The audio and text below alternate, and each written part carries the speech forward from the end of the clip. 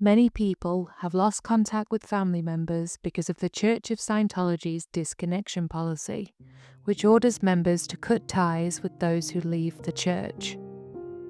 Phil Jones is one parent who has been affected by Scientology disconnection policy. He continues to speak out about Scientology abuses with the hope of reconnecting with his children one day. He joins us today for an interview. I kind of want to start with probably maybe one of the harder subjects, and that is like of your kids. When was the last time you spoke to your children? Probably a brief phone call, 2016, but that was because we were putting up the billboards and we kind of forced the issue and had a phone call. The last time we've seen the kids is probably 11 years, maybe something like that. So it's been a while. Yeah, I can't even imagine how difficult that is, Phil. Like I cannot even imagine it. How let's go back to the beginning of this. How has it come to be that you don't have or can't have connection with your children because of a so-called religion? Willie and I, my wife and I, were in Scientology for almost 40 years. And for us, the whole thing about disconnection was, it was just a remote thing. It was like, like maybe an SP somewhere, somebody knew an SP and they had to disconnect. It never really kind of affected us at all. It wasn't as big as it is nowadays, that as far as what we heard anyway. We were always kind of a little bit of fringe on the edge of things, so we didn't necessarily hear all the nitty gritty. But then I think it was probably around 2012 when there was an email put out by Debbie Cook, who used to be the executive director at the Scientology Flag Land Base. We're here on a serious matter. We're here to formalize the signing of an agreement and general release between Debbie Cook and Church of Scientology, FSO. What's happening is that you are leaving the C organization. Is that right? And how many years have you been a member of the C organization? 28 years. And you're doing this voluntarily? Oh. No one has made any threats or forced you to do anything? Not at all whatsoever. And she put out this email saying how things had changed, how bad it was, yada, yada, yada. I wasn't actually on that mailing list, but a friend of mine sent me a copy of it. He is still he's under the radar. He's been under the radar ever since, pretending to be in just so he doesn't lose his family, because his whole family is in. At that time, there was kind of a lot of Facebook stuff going on, and my sister, who is OT8, which is kind of the top of the Scientology bridge, and she's very dedicated. She does work with the DSA, which is OSA, their Office of Special Affairs.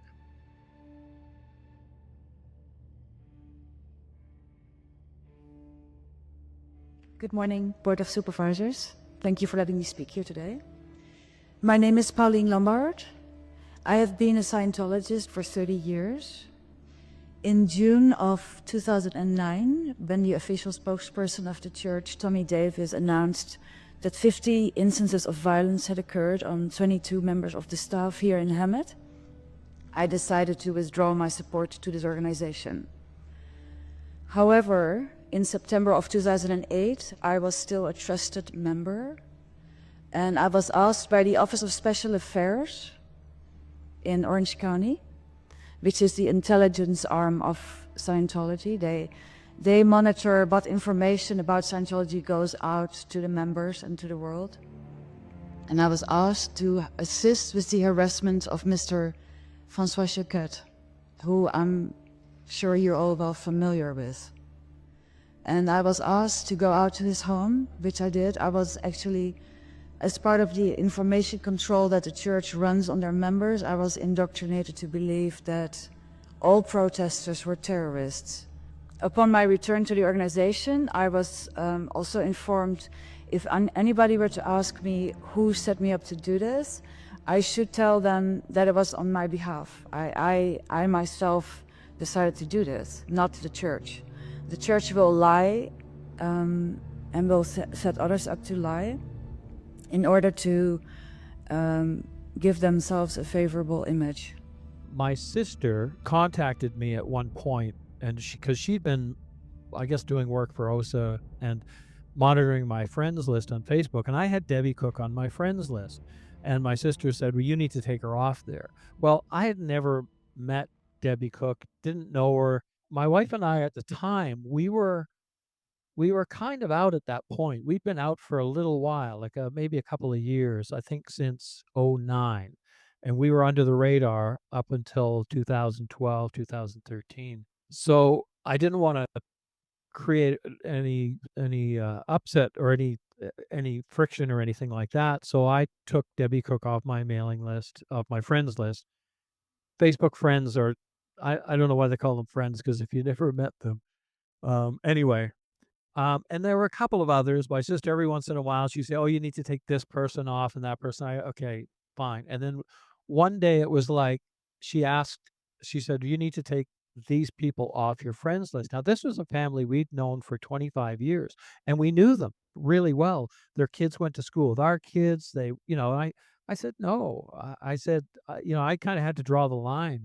It was one thing to take someone off a Facebook friends list, somebody I didn't really know. But when it came down to friends, I couldn't do it. And anyway, that kind of came to a head. And there was one other person I was asked to take off, and I knew that person as well. So I said no. Anyway, my sister at one point then, I guess in 2014, I think, she reported us to Flag, and then we were disconnected from everybody we knew, like friend, because all our lives we were, my wife and I, since we were 16 years old, were in Scientology. So since we were kids, basically. So our whole lives revolved around Scientology, work-wise, friends, relatives, everything. And overnight, just all went. And it was amazing how fast it was. That whole disconnection thing, it surprised the heck out of me, because it was literally overnight. People we knew really well. I'd run into them on the street. I knew one guy I'd known for years, and it was like, oh, hey, we'd greet each other. We'd go out for drinks. We would get together with a group of friends, and he'd always be there. We'd be, good friends. And I remember running him out to the street, and I said, oh, hey, Ron. And he ran behind a tree, hide from me, because I'm now an SP. Bizarre behavior. How exactly do they enact this disconnection? Like in practical terms, what do they do to make it real? Well, in the past, they would issue a suppressive declare order. And what was happening, I think some people were publishing them online, so they stopped actually giving them out. So if someone wanted to see one, they would have to kind of go into an organization, Scientology church, to see one.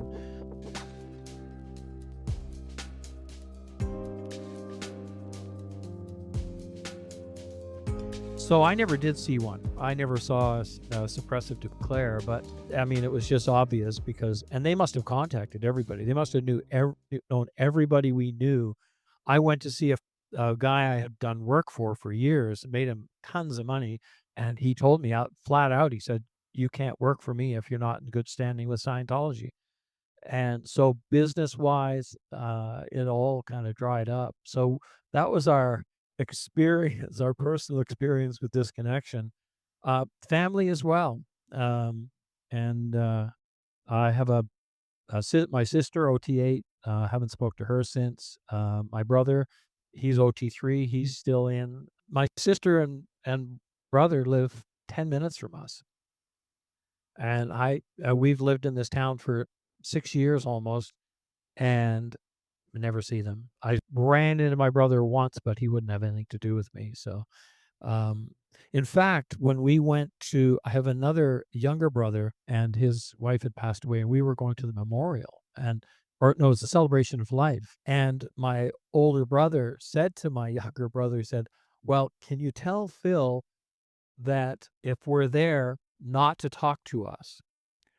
And my younger brother goes, I am not going to play that game at a celebration of life for my wife. His wife had just passed. It was just like the dumbest, the craziest Scientology behavior you can imagine. And so my brother and his wife stayed home. They didn't go because my wife and I were there. It was just Scientology crazy behavior.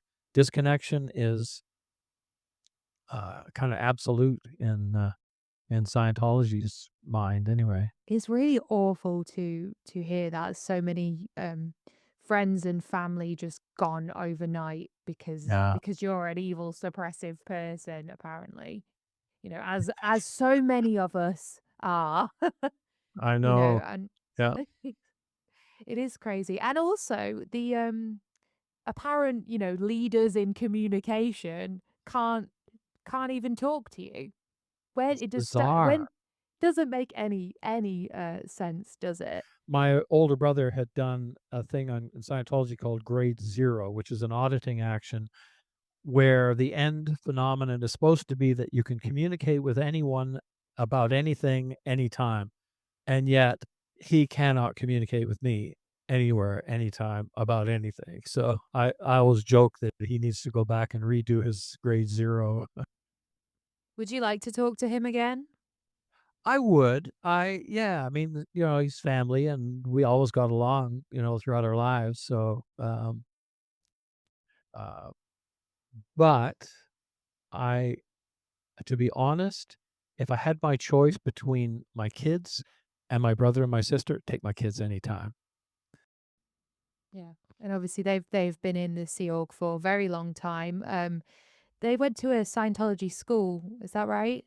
They did. Yeah, we kind of bought into that whole lie from in Scientology where, oh, if your kids go to public schools, it's going to be automatic psychiatry, influence and drugs and crime and all that stuff. Education is more important today than at any time in history. Yet students are failing at an alarming rate. Violence in schools continues to escalate. Dropout rates run as high as 55%. And those who do drop out too often turn to drugs and crime. Millions graduate functionally illiterate, unable to fill out a simple application form, let alone survive in this technically advanced age. Our view was, even if the education wasn't great in the Scientology school, that we were keeping them safe. And that was the viewpoint that we had. Um, but, down the road, like once they were kind of getting close to graduating and they weren't, I kind of looked into it and I discovered that at the school they were going to in Clearwater, Florida, there were I couldn't find a single student that had actually graduated high school from that Scientology school, and I don't think anyone did. They either went out and did their GED, or they flipped over to a public high school and finished it there. So at that point, I was almost going to take them out, but that was when they kind of ended up getting recruited into the Sea organization. Yeah, and how old is graduation over there? Like how old were they when they joined the Sea Org? Well, they were adults by the time they joined, but because our daughter wanted to go in when she was younger, and we just said no. I always avoided the Sea Org. I just didn't want the kids to go in the Sea Org, really. In fact, our older son, when he was a musician, a guitar player, and he moved out to LA to just pursue a music career. But a single young guy, Scientologist, he was just fair game for recruiters every time he went into an org. He'd call me up once in a while and say, "Oh, I'm at Pasadena, Oregon. They want me to join staff." I said, "No, Mike, stick with your music career. Walk out the door." And then a couple of months later, I'm in Orange County and they want me to join staff. And then one day he ran into Celebrity Center, and and they promised him he could be in a band and be on staff in the Sea Org and play his guitar, and it was just a big lie. He, after a while I would ask him, "So you playing the guitar?" And he wouldn't answer after a while. It was just silence. So Yeah, that really is so sad, and it's a massive telltale sign of a cult as well. That the things that you once loved and were passionate about, that you don't take part in those things anymore. And I'm sorry to hear that. Do you think it's fair to say that the school itself groom children for the Sea Org? They do, in a way that they live and study in a Scientology environment, but they also what they apply for the way they study is all Hubbard based study, what they call technology, even and their ethics conditions, they apply all the things about ethics and stuff. So they're kind of conditioned from early days to be a Scientologist, to apply that kind of stuff. And um, it just, and you're living in that whole, I mean, there's also the social aspect of it too. I mean, that was kind of part of it for my wife and I, is we lived in that Scientology community, and there was a huge social aspect to it, and a lot of the peer pressure to, you know, go to events and get on course. But I mean, we were, like I said, we were kind of a bit fringe. We moved to Florida in '89, and in 25 years, we didn't do any courses at Flag except one 2-hour afternoon course on finance, and I almost got declared from doing that course because Why? there's so many times in my life I almost got declared. I did a video on this because I had so many close calls because I was always bucking the system. But I had done this course on finance. I thought, well, maybe this will help me make more money. So I finished the course, and there's at the end of when you do the practical, and then you have to do, or the theory, and then you have to do the practical. And what their idea of practical is, you do a clay demo, or you whenever you drill it or something like that. But I said, well, look, I'll come back in 2 or 3 weeks and I'll attest to the course if I find that it helps me make more money, if I go out and apply this to my life. And they said, no, it's Thursday morning. And they finished their week at Thursday at 2. That's when they finish their stats. And it's all about stats in Scientology. So I kept pursuing it, and I said, no, I want to do that. I want to actually apply it. I don't want to just sit and do a demo. I want to go out and apply this stuff. And they said, no, you can't do that. I said, well, give me 3 days at least. And then I said 1 day, and they wouldn't do it. Finally, they sent me to ethics. And when I started talking about declaring, I said, fine. So I did a little demo. I tested, and I went, and I never did another course there ever again. Wow, that is ludicrous. You were being too reasonable. Ludicrous stuff. Well, not having to do with study, but one other time I almost got declared was when I was in LA, and I had bought some auditing at AOLA, Advanced Organization, and they transferred some of it to ASHO, which is the training side. So they were going to give me a student auditor. It was somehow they saved money by doing that, and I didn't like it. Anyway, I ran out of hours and I had to buy another test. I said, well, I'm going to buy it at AOLA because that's where I was going to go initially, and I want the professional auditing. And he said, no, you have to buy it here because you did the first intensive here, you got to do the second one here. And sure enough, they sent me to ethics. And that ethics officer said that if you try to do that, we will declare you. And that's how crazy it was. Anyway, I didn't buy another intensive there because I was so pissed off. I said, oh, I don't have any more money. And I went home, flew back to Toronto. I was just so pissed. But I mean, I bumped into that stuff. I wish they would have declared me years and years ago, but I was constantly bucking the system, always. I mean, I do love I was almost an SP this time story, because this situations are absolutely crazy. Oh, you should listen to that video I did on it. I did all the different times I got in trouble and all the different times I came close to being declared. Well, it will be linked below this video, so if you guys want to hear some more of Phil's amazing stories there, you can definitely go and listen. Now, the thing that I think you're probably most well known for, I'm sure you wouldn't want to call yourself famous, but I would call you famous for this, is the infamous Call Me Billboard campaign. A brand new billboard in Echo Park is getting a lot of attention, not for what it sells, but for what it says. Yeah, it was put up by two parents who want to see their children, but the Church of Scientology told CBS 2's Jeff Nguyen there are other reasons behind it. Okay, here is the Call Me Billboard, and if we turn the camera this way, we have Scientology Media Productions right here. So honestly, this is just within a street block. So we have SMP, and it's going in the opposite direction from SMP. Whatever Scientology says about disconnection being voluntary, it's not true. It is forced by Scientology. They do enforce disconnection.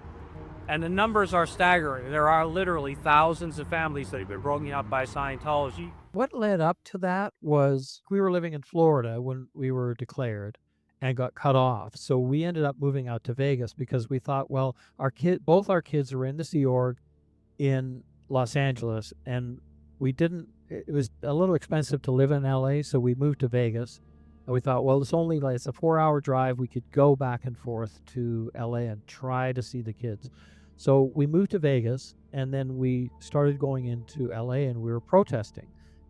My only thing was, after all those years, I realized that I'd never, ever met a clear and seen a clear or an OT, and that was what was promised. That was why I got in the first place. And you know you never. Well, because there's never been anybody. Look, you see clears are wearing glasses, and if you look in Dianetics, then even just that. But even OTs, OT8s, still wearing glasses didn't make sense to me. And OT was the other thing I wanted. Abilities. I've never seen any single OT able to do anything of an OT nature. We're protesting. We were trying to see the kids. We would go up, and security just wouldn't let us anywhere on the property at all. And even when we parked there nearby, seeing if we could even see the kids, that's how desperate we were. Wow. Sorry. It's okay. Take your time. Take your time. After all these years, the only thing I ever do this emotion for is the kids. There was one time we were parked across the road from Celebrity Center, and they had two security people, one in front and one behind.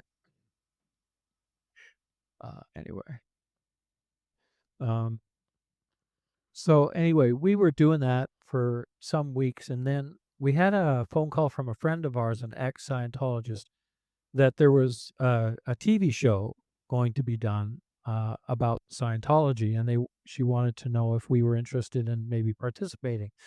So I said, have them call us. And we were kind of newly out of Scientology, so we were really paranoid about things and about OSA kind of setting us up.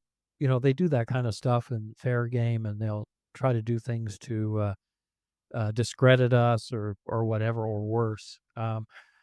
But anyway, so I spoke to the I guess the front person for the show. It was a show being done by A&E, similar to the one Leah did, I guess, except it had to do with disconnection, and it was kind of like on the ground, going to try to contact relatives, friends, whoever you were disconnected from.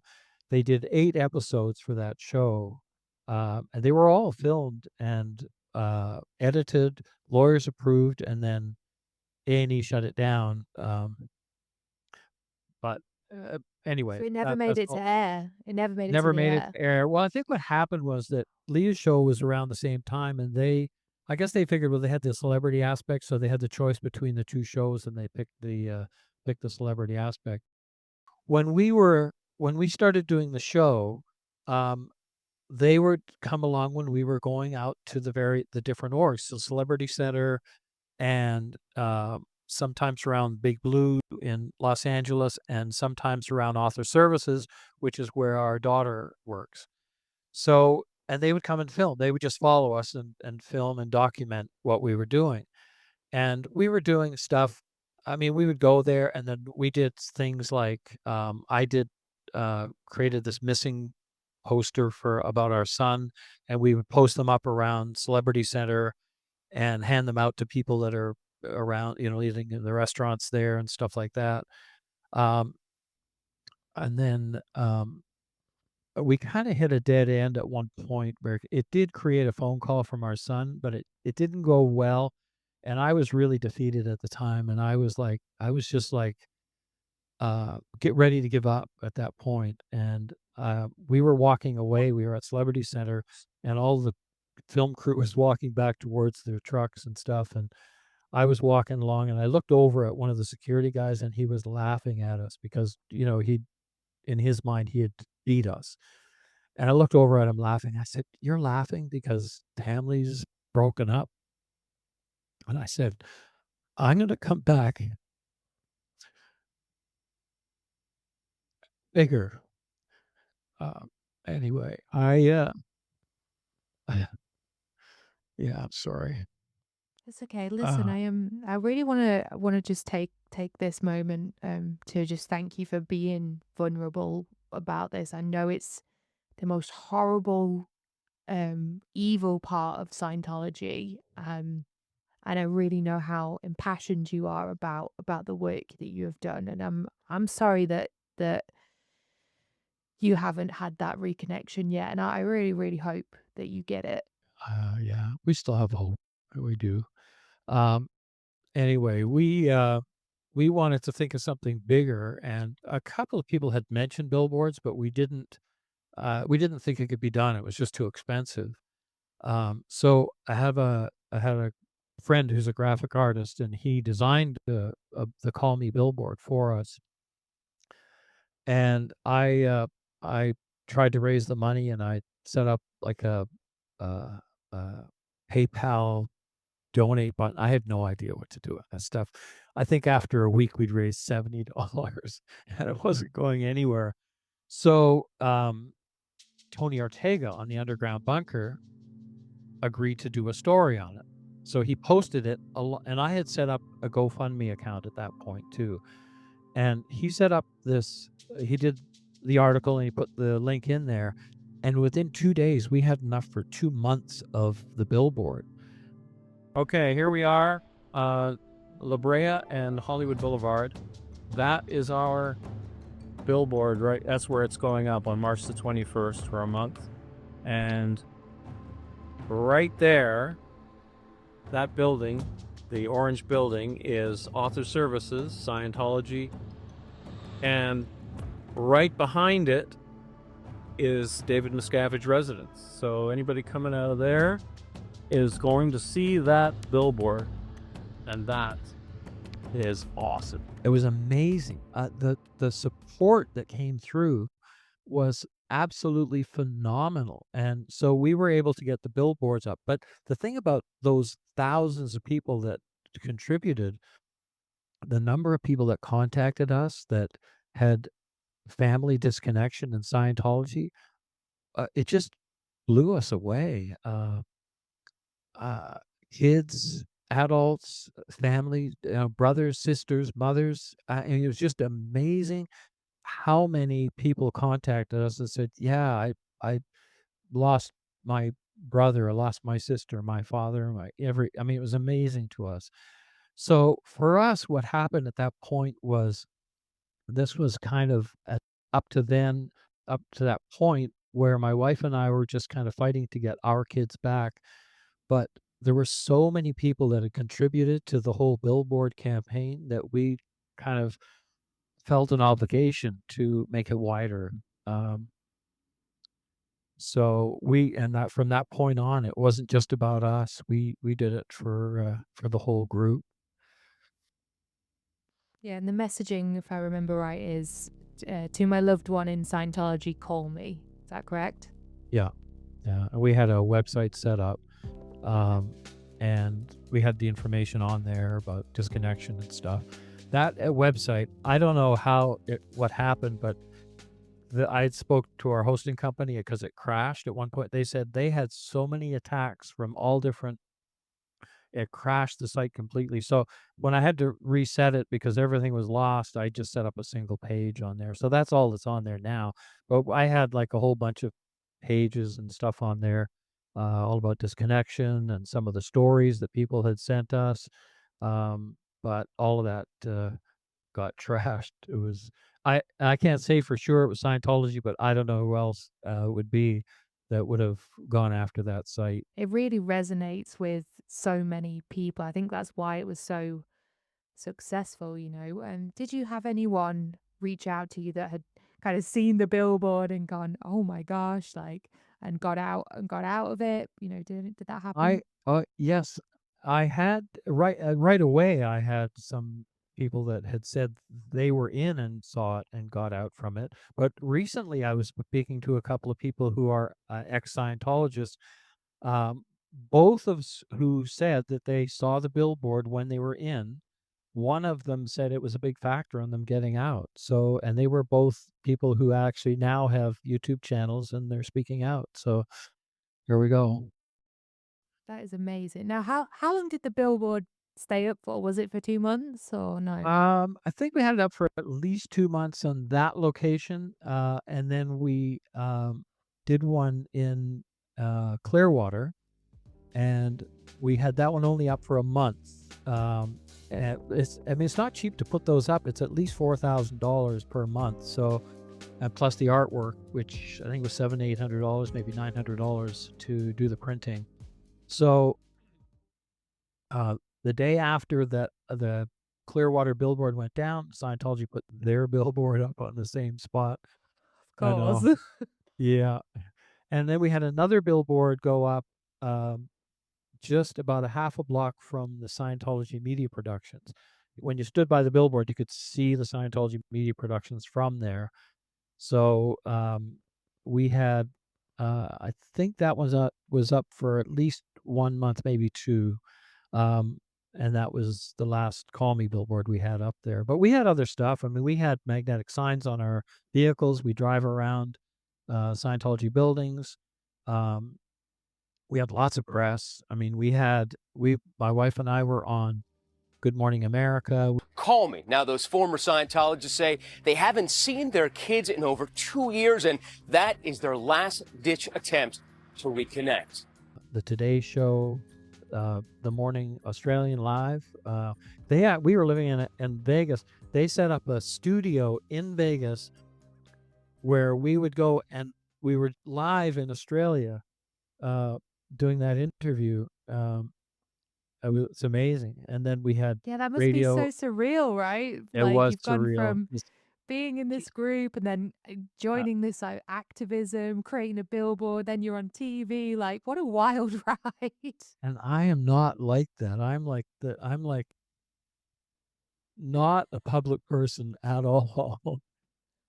I do it because for the cause. I mean, I really do it because my view at this point is I don't think Scientology is going to change. So the only way I can see us getting our kids back probably is for Scientology to come down.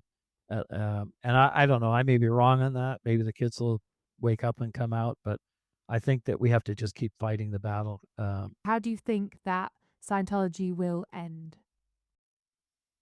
That's a tough one. Right now, it's shrinking as far as the number of people, and um, their their growth is square footage of buildings because they buy these big buildings, but their staff and their public is going down because they can't recruit anymore because um, with all the information out there about Scientology, that it's really tough for them to recruit any new people. I'm sure there are a few people going in, but there's probably more people coming out. So eventually what will happen is they're not going to have enough people to staff up these buildings that they've got. Ideally, if at least in the States, if they lost their tax free status, that would make a big difference.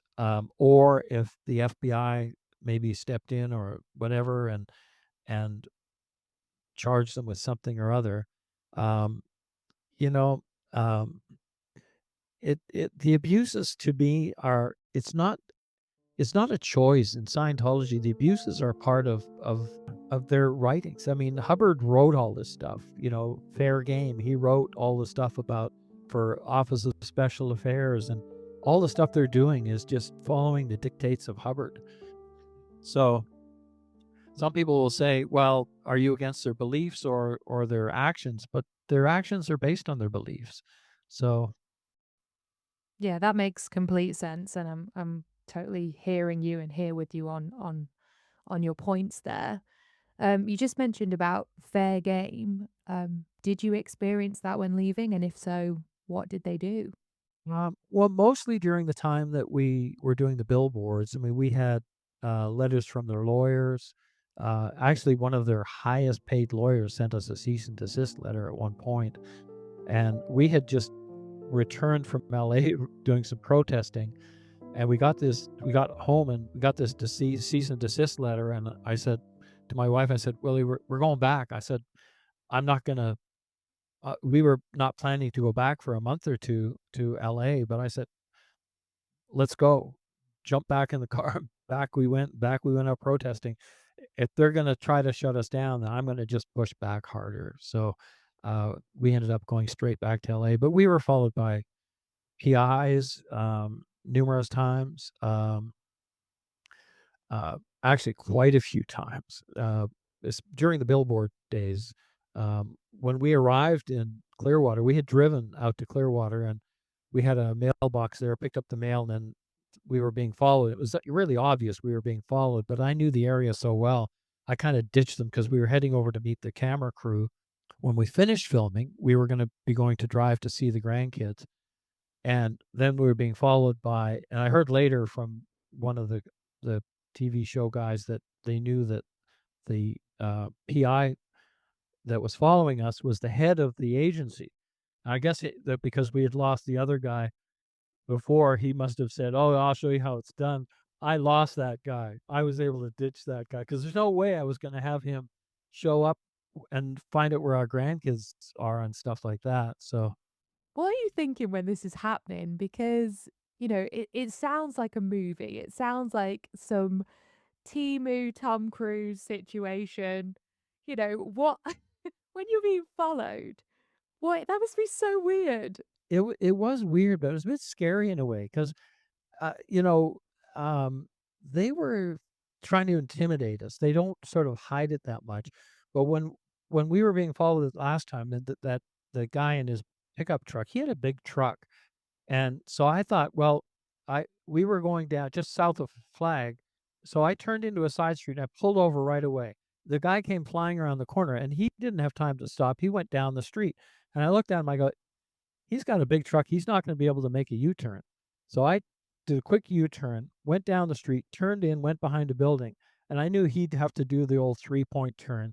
And so we were sitting behind this building. We watched him go down Fort Harrison Road, back up Fort Harrison, down Fort Harrison. He was looking for us, and he couldn't find us. And eventually, he must have given up, and then we went on our way. But it was that kind of thing. It was just playing the whole "how do I lose this tail" kind of thing. It was crazy, crazy times. I mean, listen, I think the activism you've done is incredible and continue to do to this day. What do you make of the protesters, the kind of the wave of them that have gone out now? They're in LA, Clearwater. Have you followed any of that stuff?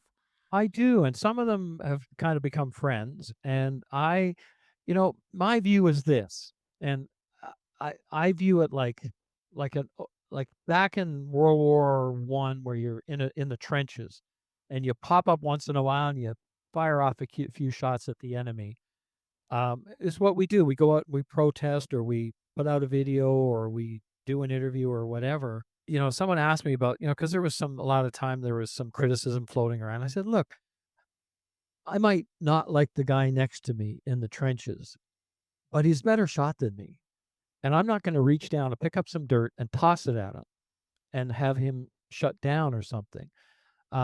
We're all in the trenches together, and I support anyone who's fighting and knows that the enemy is across that field, and that's basically what we're fighting. And that's why you watch all of my videos, you'll never see me criticize a single protester, YouTube person, live streamer, person writing articles, bloggers. Doesn't matter, that we're all in the trenches together, and that's my view on it. That's a really nice sentiment as well, and I do agree with you that we're all kind of aiming at the same thing, you know. And Yeah. I totally get that. I think the nature of the internet and stuff as well with OSA that are inevitably here. Hello OSA, hope you're good. You know, I definitely think they play a part in trying to divide people up, Yes. and Yeah. it's scary really, and you don't really see that in, well, I guess you see it on the internet, but it seems very prevalent within the anti-Scientology Yeah. space, I think. Yeah. Yeah. And I actually am really, I admire a lot of the people who were never in, who are in the battle with us, because ex-Scientologists, a lot of us have skin in the game, and we've got our kids in, so we're to a large degree fighting for that. And I'm always really thankful of anyone who is kind of doing anything to expose the abuses of Scientology who's never been in Scientology.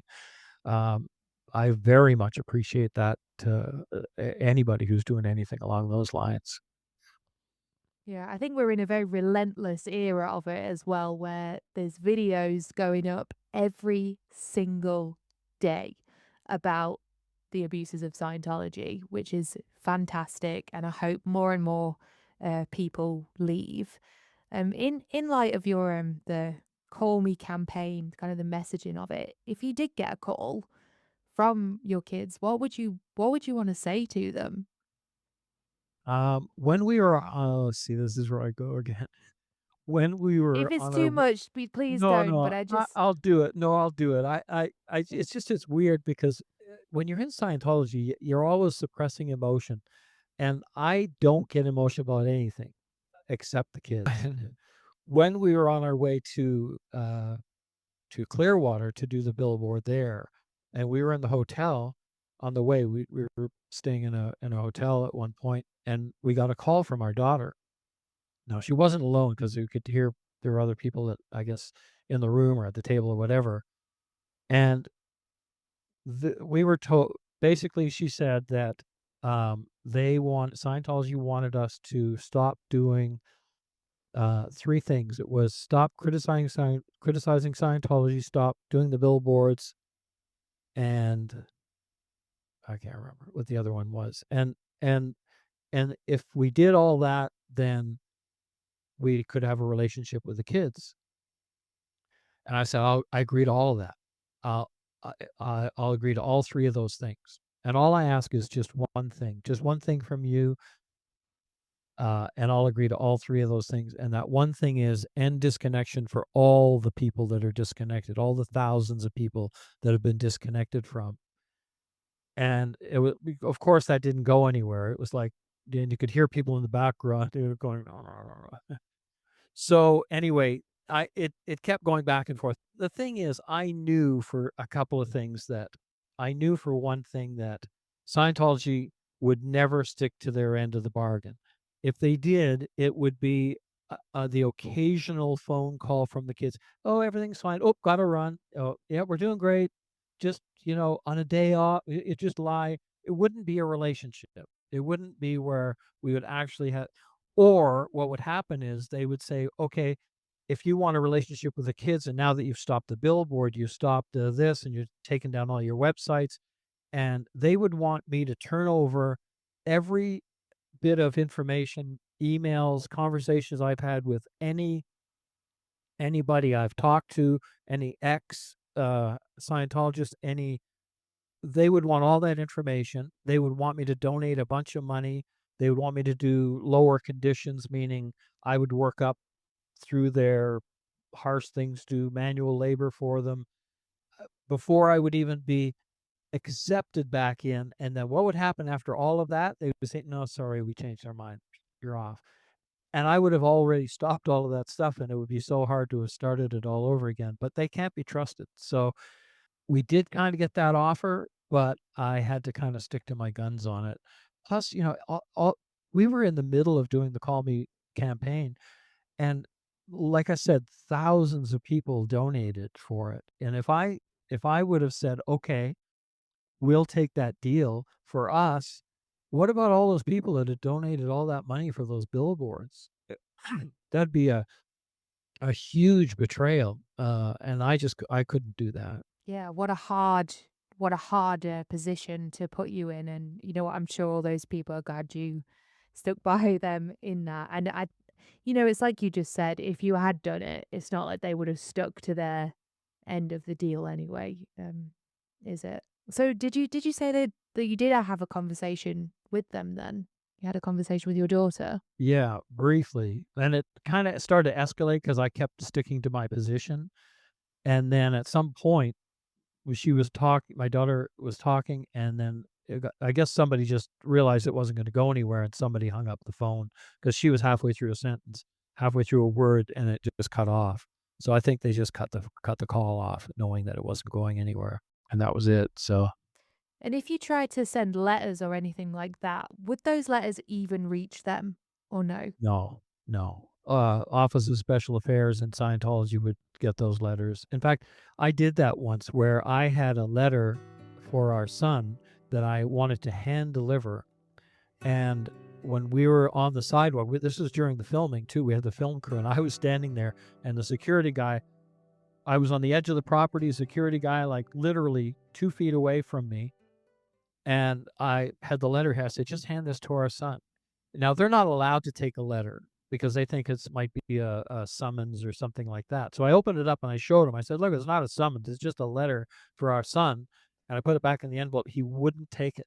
In the end, I laid it on the ground right at the edge of the property on the sidewalk. I said, look, if someone picks up that letter, a neighbor or whatever, they're going to see all the crimes and all the stuff you guys are doing. And anyway, we didn't go by, but somebody else in the crew went by later and they said it was gone. So I'm assuming that Scientology picked it up, but it would never have gotten to our son. But the security guy that I was talking to, I'd known his family from way back in the 70s. And his sister had gotten out years ago, and their mother was still in. And I still know her sister, his sister very well. And so I said to him, I said, um, you know, I can't remember. I said something like, uh, "How's your sister?" And I knew she had been out. He said, "I don't have a sister." I'm like, "Oh my God, oh God, you can't do that." Wow. That's so shocking, isn't it?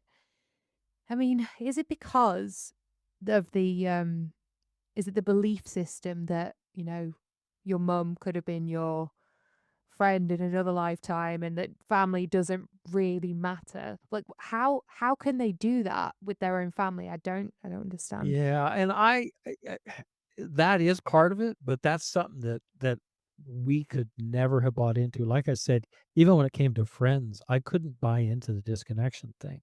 I couldn't do it. It was like, even for friends that we really didn't talk to that much,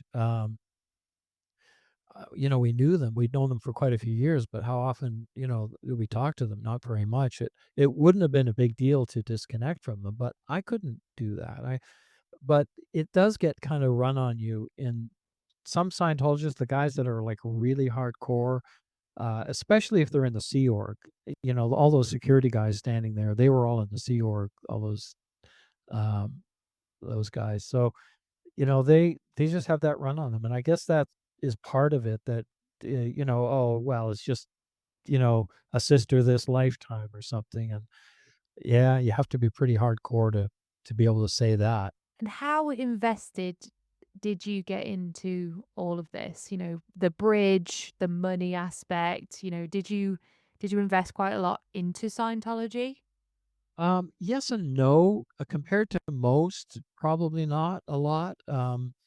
When we were, um, my wife and I, like I said, we started when we were 16 years old. Well, she was in one city. She lived in one city and I another. We met in Toronto, and we were 17, 18 years old. And then we were both on staff for a couple of years in Toronto. And then after that, we moved out to Calgary. And there was an org at a church, Scientology church in Calgary. We never went there. And So in 2.5, 3 years, we just never bothered. We moved back to Toronto, and my sister and my brother were very much in, especially my sister. My sister was probably one of the biggest influences in that for us. So during the 80s, that was the biggest push for us in Scientology. And my sister's husband was very hardcore, still, I mean, he's OT8 as well. He's her ex-husband. So, um, but he was a big push on that. And they kind of kept me kind of pushed along and I got actually up to OT4, which is, and I did that over in the UK. But I'll but have I to never ask got you, in. what did you think of the Xenu story? Well, when I read it, I didn't really think. I was kind of still. I did OT2 wrecked me kind of, and I was like, um, not wrecked me, but it made me sort of dazed. And when I finished OT2, it was just like didn't want to do it anymore. But they wanted me to do a talk in the academy for the people who are studying to be auditors. I said I refused. I said no, I'm not going to go and do that. I didn't really get. I hated OT2. I didn't like it. I didn't really get anything out of it. What was on it? I actually don't really know anything about It the was other it, levels. I don't remember exactly how it was, but it was very repetitive stuff like this sort of dark. It seemed dark to me, kind of. Um, there was almost this thing about like voodoo. For some reason in my head, I had this voodoo thing in my head about all the time, all while I was doing it. But it was really kind of dark, and I didn't really. There's a thing in Scientology where they have the E meter, and you have the needle on the E meter, and when it goes too far where it kind of falls off the dial, there's a thing called a tone arm to bring the needle back up onto the dial. So one thing in auditing supposedly is that the more of that you get, like if the needle falls down and you bring it back with the tone arm, bring it back onto the dial, they call that tone arm action. And supposedly the more tone arm action you get, I know this is sort of their technical term for it, but that means you're getting charge off your case, meaning that you're freeing whatever they call it charge on your reactive mind that they think it's electrical charge or whatever that's affecting you negatively. So anyway, so on OT2, the needle was just banging back and forth. So I was just tone arm, tone arm, tone arm.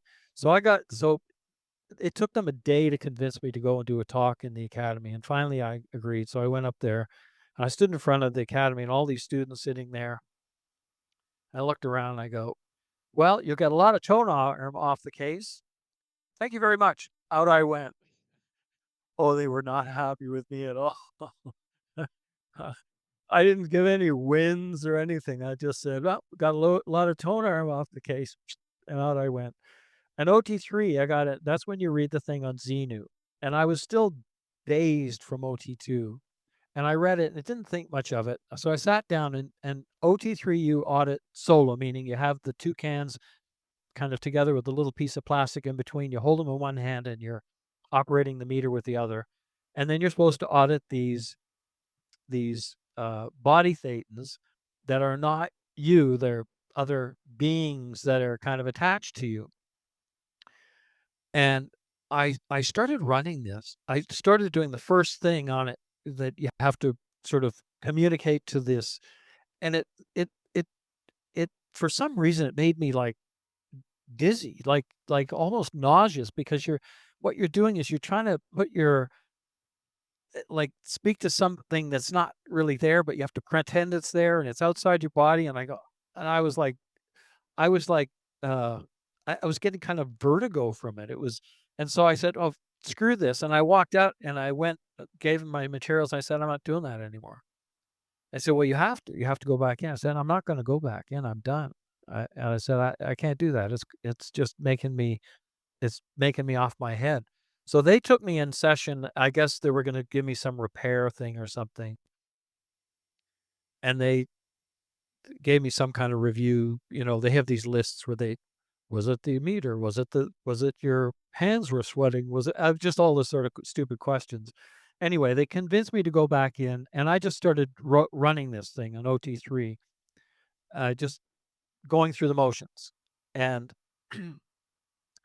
it went on and on and on and on. I wasn't getting any wins. And I was in the UK. I arrived there in January, and here it was almost June. I was there for 6 months. I'd been grinding on this thing for maybe 1,000 hours, and it was driving me insane. And finally I said, and so the end phenomenon of OT3 is, they say it's like freedom from overwhelm, but it's also that you have no more body thetans, which is a big thing anyway, because as soon as you get on the next levels, it's all about body thetans again anyway.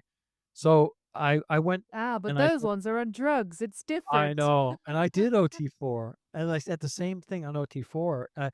I got onto OT4, and I'd run out of hours because it was only supposed to take one intensive for OT4, and I had bought one intensive, and I ran out of hours because I wasn't getting any wins on it. I said, this is just, nothing. So they started running me more on OT4, but charging me what they call review rates at $750 an hour. So I'm sitting there on these cans, and an OT4, it's an auditor auditing you, and I'm sitting there going, $750 an hour. Let's see, how much is that a minute? I said, I got to get out of here. Oh, I think I'm done on this level. And she said, well, you got to have a win. I said, oh, that's a win for me. I said, I have no more. I'm done. I feel really done on this. She said, well, you have to have a win, and your needle has to be floating. I said, it's not floating. And so I sat there still as I could, said, okay, your needle's floating. One thing is, if you insist that you've had a win, one thing in Scientology is they cannot invalidate a win, meaning that if you, it's some Hubbard policy or technical thing that you can't invalidate a win. So I just, as long as I kept insisting I'd had this win. Anyway, I went to the examiner, and somehow my needle floated. That was it for me. And then I flew back home. And my wife and I talked and said, we're not putting this penny more into Scientology ever. And we were still in our heads. We still considered, for some reason, we still had it in our heads that we were Scientologists, but we just decided we weren't going to do it anymore. We said, okay, next lifetime, I don't care. We're not doing that. And when the whole thing started out about donating for buildings and IAS and all that, I refused. I said, in fact, I was very vocal about it too. I remember we were at Celebrity Center once when we were still considered in, and I said it out loud. I said, oh, because there was a big event raising money for Pasadena, Oregon. I said, oh, I'll never go to that. To other people that were around me, I said, I don't believe in that shit. I'm not going to donate to anything like that. I would never donate money for, buildings or IAS or anything like that. So nobody did anything. I got away with a lot of shit. You should watch that video on how I got away with that. I will. Your auditing was $12.50 a minute, by the way. I just worked it out. So that's your that's the stats on that. I've heard you talk about you and your wife being mentally out but physically in, and you're not the only people I've heard kind of describe that in the process of getting out. I am almost 100% positive that there are people watching this right now that are in the same place that you were then. Can you describe what that means to be mentally out but physically still there? Well, they call it under the radar, where you, like what happened with us in 2009. There was a Tampa Bay Times, I think it was the St. Pete Times at the time, in Clearwater, Florida, where they had done what's called the Truth Rundown. And I had walked into a 7-Eleven to buy a coffee, and I saw that newspaper with big words, Scientology, across the front. And I was always a bit of a rebel, and so I thought, I want to read that. But there's such paranoia, because Scientology is a snitch culture. I was so nervous about even looking at that newspaper too long, let alone pick it up and buy it, because I thought, if somebody else is in the store and they see me doing that, then they would write me up and I'd be reported and I'd be in big trouble.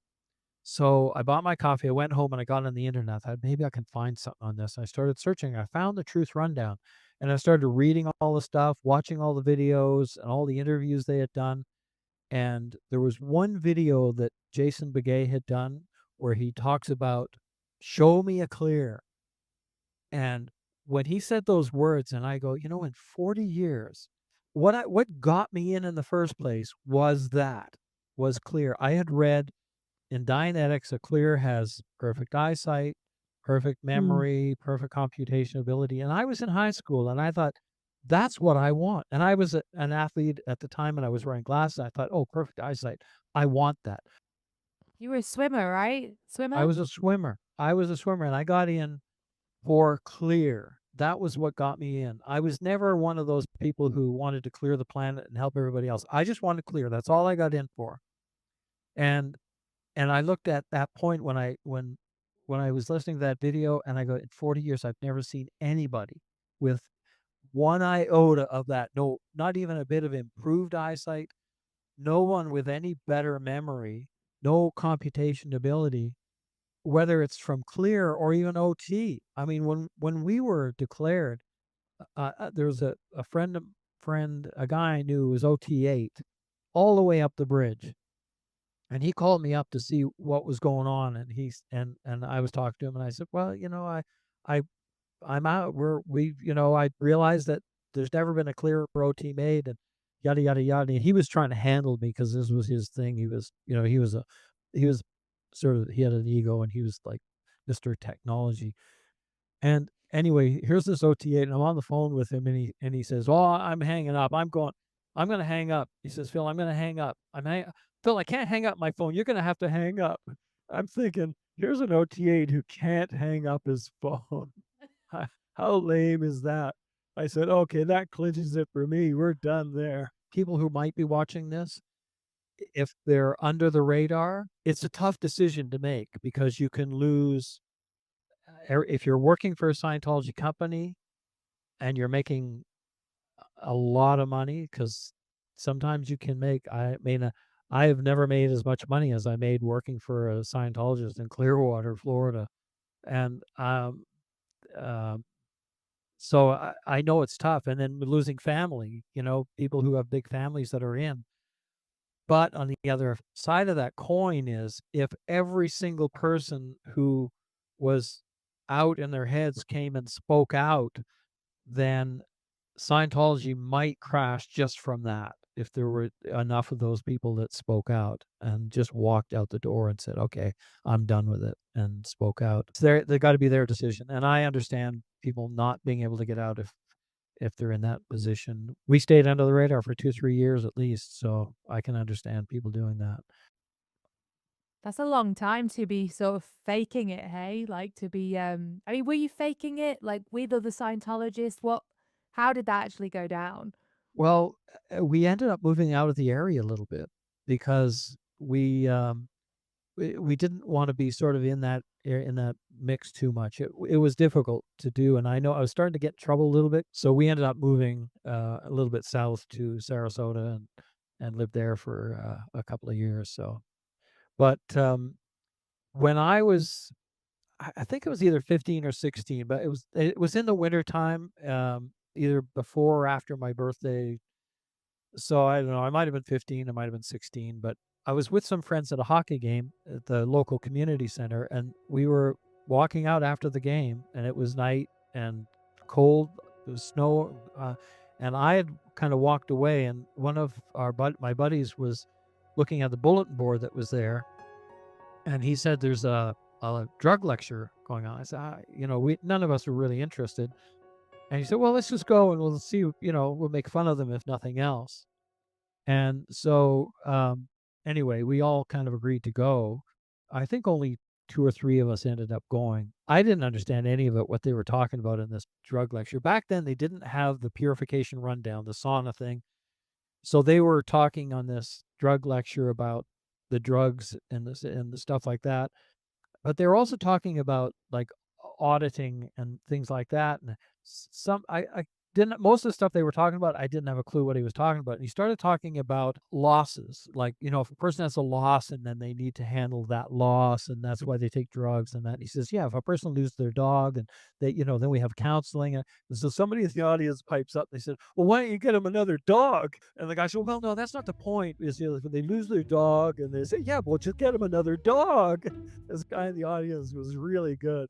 Scientology's viewpoint was, well, you need to counsel the guy so he doesn't feel the loss of the dog.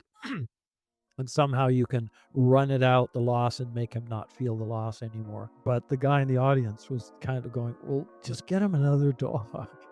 Anyway, after the lecture, they had food, and I was a teenager in high school, and when they say food, there were cookies and donuts and all sorts of stuff. So we hung around, and there were two Scientologists there, and then they started kind of in on talking about Scientology, and something one of them said kind of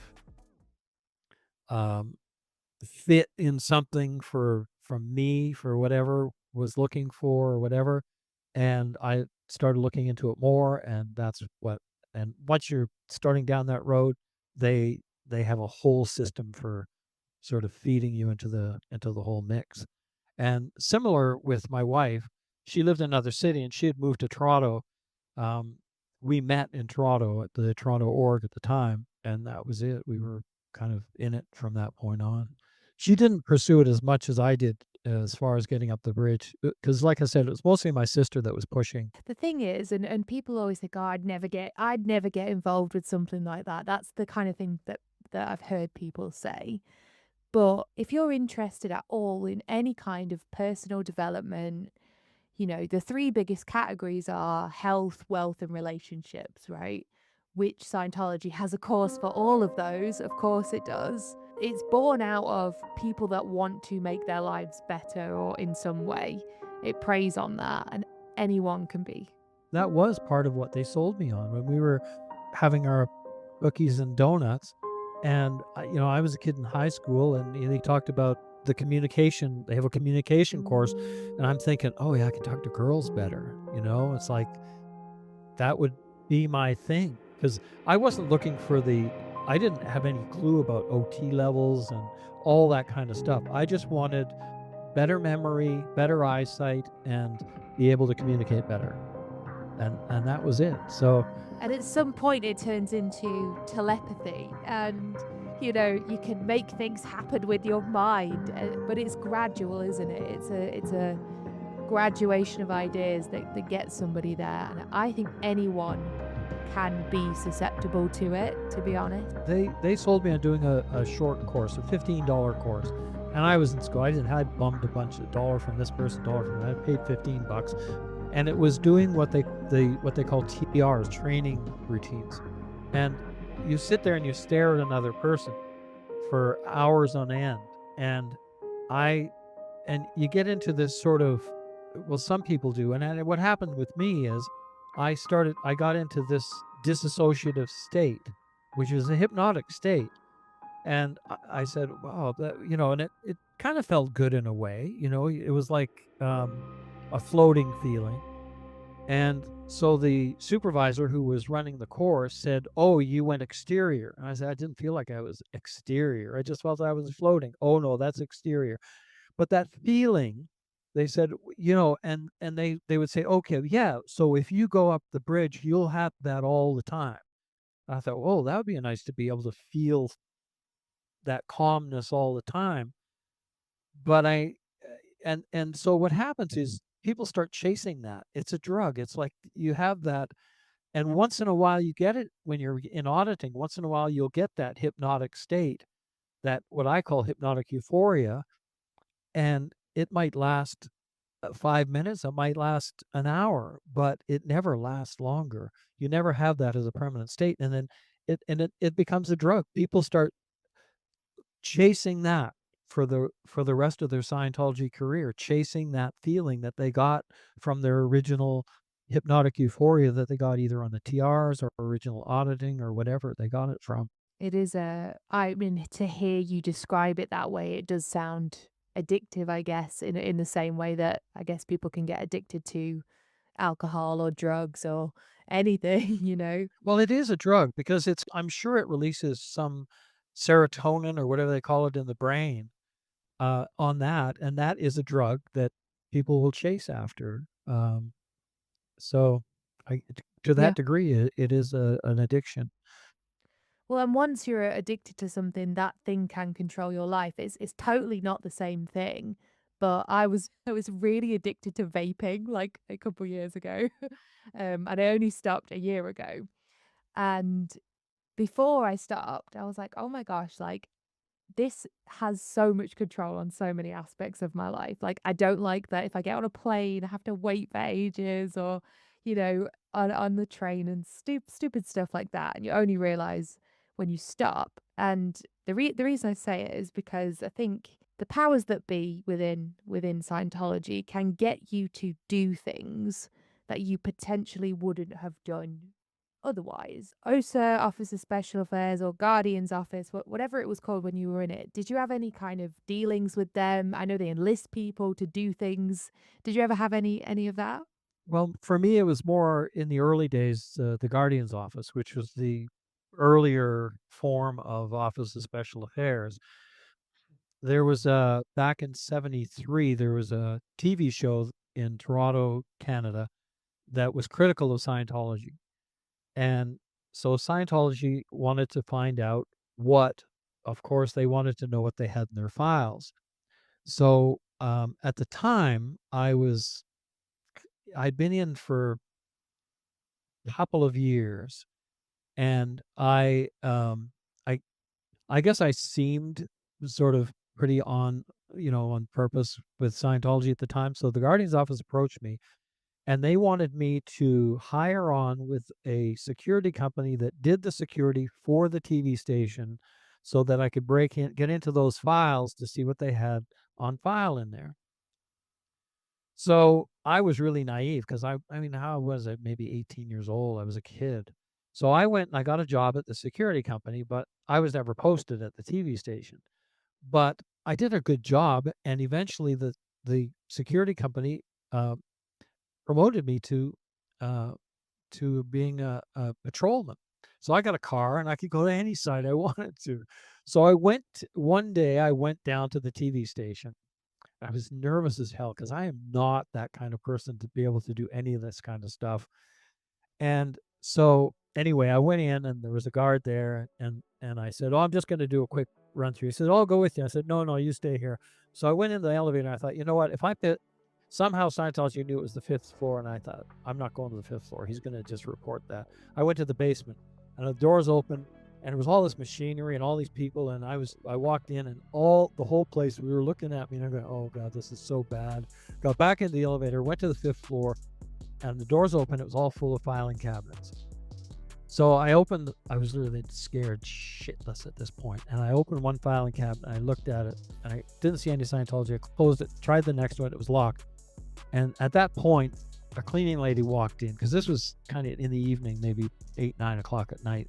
And I said, anyway, didn't say too much. And I walked back to the elevator, went down, left the building. And so my Guardian's office handler the next day um, said, I looked at the files, there's nothing on Scientology, and there's locked filing cabinets, and so I couldn't get in there.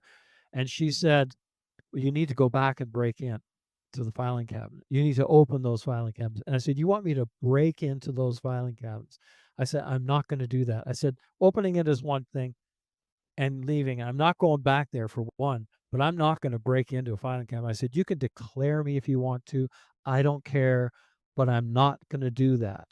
And so she went back to speak to her senior, and the senior came back anyway. She reassured me that they weren't going to declare me, but there was discussion about it. That was one of my close calls. 3 years later, the Guardian's office approached me. One of the things they would do is they wanted to plant ideas out there. So what they would sometimes do is they would have questions somehow. They wanted me to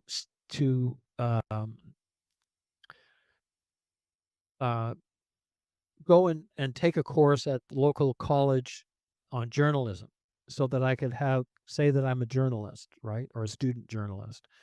So I went and I signed up for a journalism course, but I never did the course. It was just for the Guardian's office for Scientology so that you have some kind of credential.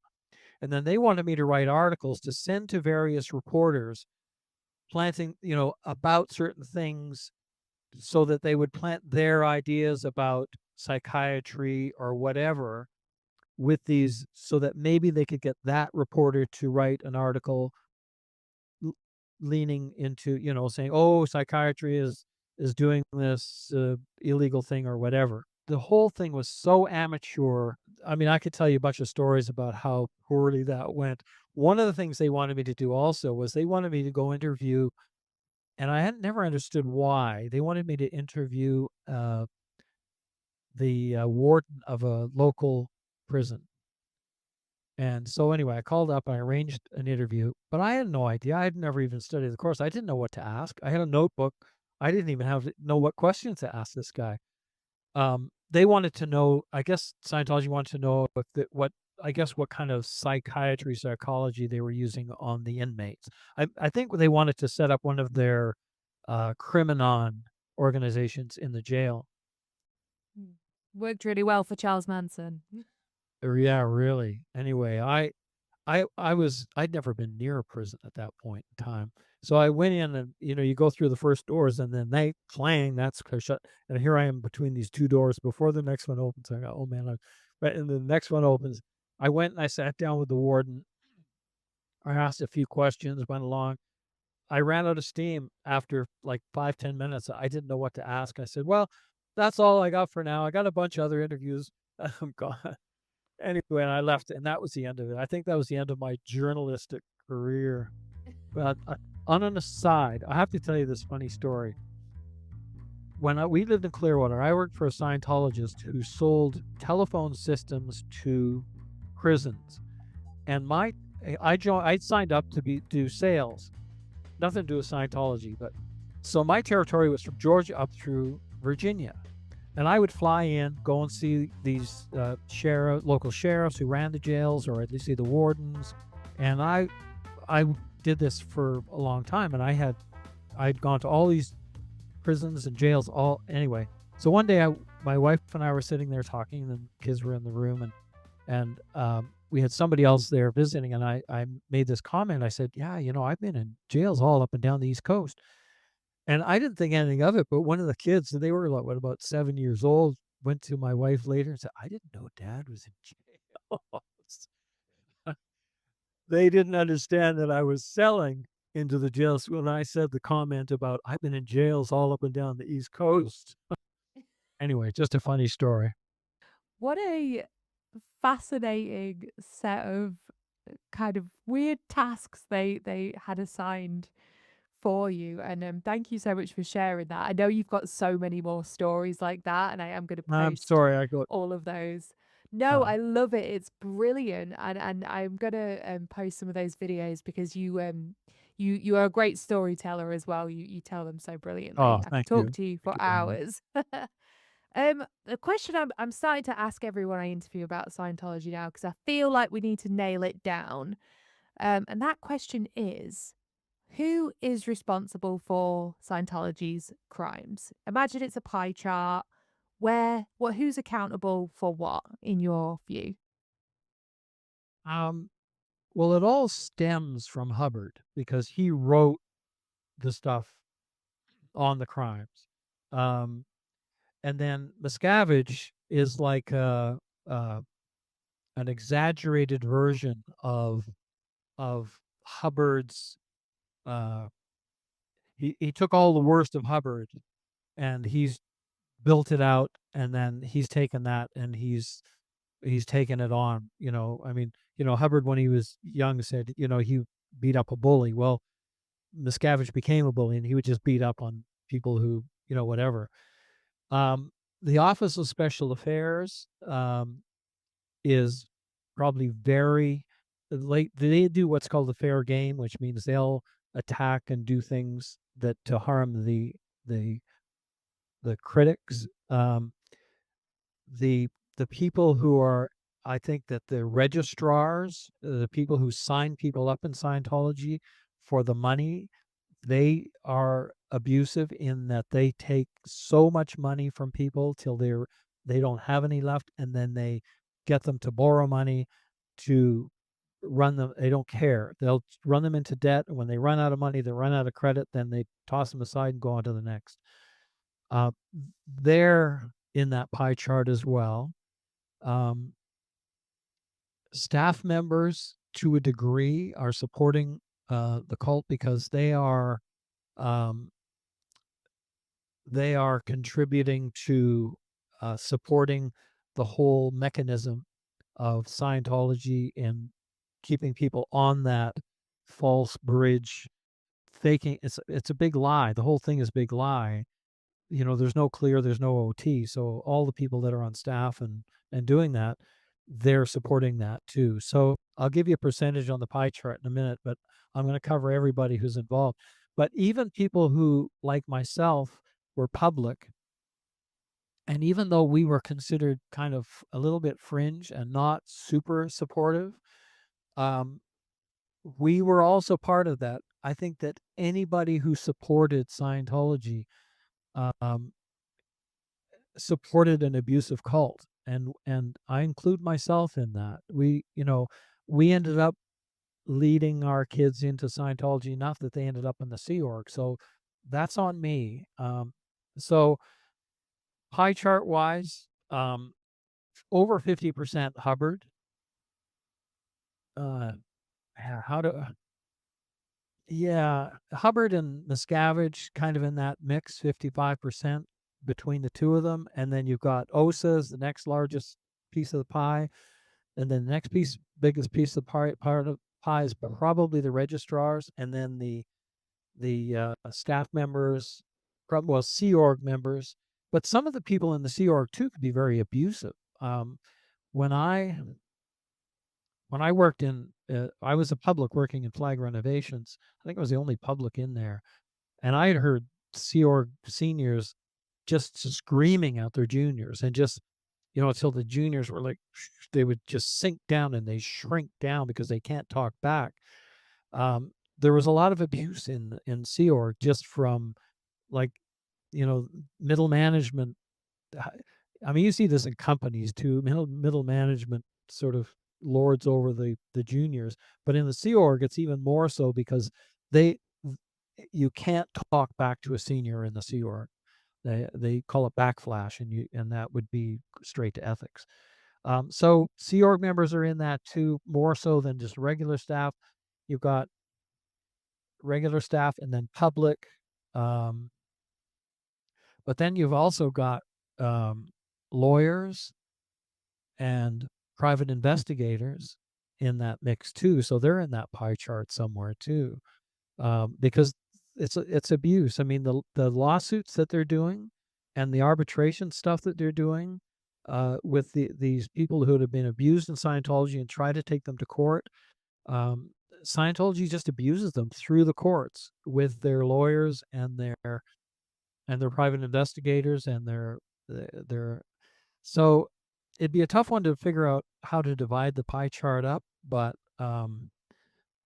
that's definitely a big part of the abuse, is their lawyers and their private investigators, and the whole thing with arbitration. That's a big piece of And it's all abuse. for money as well, isn't it? Like, they're all getting paid very handsomely to defend this cult, and they take the money. And the thing is, the ones that are doing it right now, if they weren't doing it, somebody else would certainly be. So yeah, that is a hard one. And you know what, I didn't actually think about that with the lawyers and the PIs and stuff as being also culpable for these crimes, because they are defending them as well. So yeah, it's a good answer, and I can see how it's hard to put a number on it for all of the groups. But you definitely think 50% for Hubbard and Miscavige. Because a lot of the stuff that's done, well, pretty much almost all of it, is some form of what Hubbard wrote. Yeah. And ultimately his line of, you know when somebody says that's illegal to Scientology, they want to be in a position where the orgs can say what's legal, and that was Hubbard's line. So they're just all over that. They just there's all sorts of abuse stuff written into Hubbard's policies and stuff like that. So Well, Phil, listen, thank you so much for this interview today. It's been fascinating to talk with you. Where can people find you? Let them know. yeah, my YouTube channel, it's Phil Doggo, Phildoggo. And my email address is on there too if they want to pop me a note. Yeah, I think I've got maybe 50 videos up there. I don't know how I ended up doing that many. They are really good as well. You're just such a good storyteller, and that will be linked right below this video if you want to go see those. Oh, I appreciate that. No, I appreciate you doing this. I really do. And it's been fun talking to you. I'm happy to do this. And if you want to do it again sometime, I'd be happy to do it again. Absolutely. It's been great. And thank you for saying that. If you guys in the comments have questions for Phil and you want us to do this again, put them in there. And if we do another video, I'll send the audience's questions over to you, Phil. If you enjoyed this interview and you want to see another one, click on the screen somewhere now because there will be another one coming up. Until next time, see you later.